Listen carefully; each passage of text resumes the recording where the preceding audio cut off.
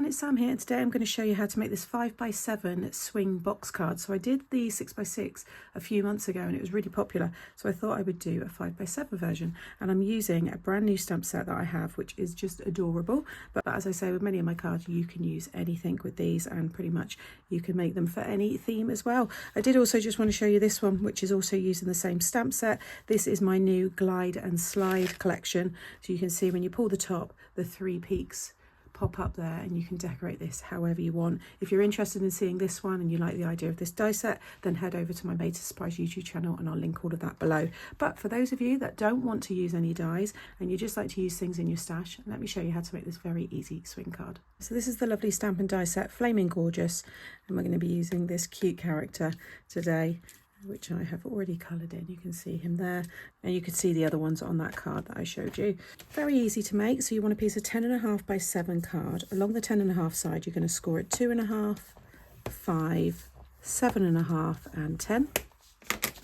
And we want to fold and burnish all of those score lines, and then we can stick this together. So you're going to run your glue right the way down this 1/2 inch tab, and then fold that half over, and then fold the other half over, and that's your 5 by 7 card size. So that will go in the envelope.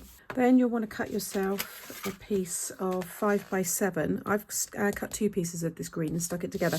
It was quite lightweight. It was like probably a 200 GSM actually. So I stuck those together with the construction glue. So that's drying. And then I've got this die here. These are old Card Making Magic. They're the double stitched ones, if anybody has those. Now there is a bigger one, so I'm actually going to go from the smallest. So 1, 2, 3, 4, 5, 6, 7. It's the 8th smallest, or the 8th from the smallest one up. That's the size that I'm cutting. If you don't have that, then you want to cut yourself something that is around 3.5 will be fine that way. What's that? 6? 3.5 by 6. I'm just making sure I can get that nice and centered. Take that down and run that through your machine. So that's cut through nicely, and it's given me that stitch detail, which is quite nice. And then I want to keep this section as well, so you don't waste anything. Next, you want to take this one. I always like the join facing me, so that when the card's displayed, you don't see any of the join. So there it is there. So you're going to squash that down, and we want to stick this, but we only want to attach to the left-hand side. So I'm just going to run my glue just down that left side, and just kind of roughly go to the middle there, and just place that down so it lines up perfectly. Again, you want it to go in that 5 by 7 envelope. Okay, so now when you bring it up, you will have this, and then this piece we want to stick back in, but we want it to just stick on this right hand side. So I'm just going to run my glue and then just sit this back in. And whilst that's drying, I then cut the next size down in that set of nested dies, and this is going to go in the middle, and this is what I'm going to add my decoration to and my sentiment.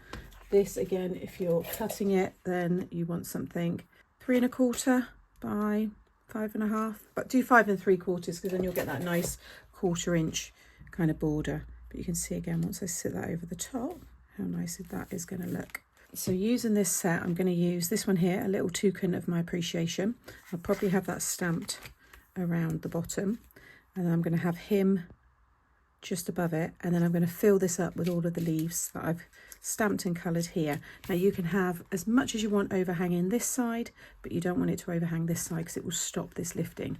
So that's all dry now, but you can see how lovely that looks. Really striking card. So keep your overhang to the left, but don't go past this section, otherwise you're going to need a bigger envelope.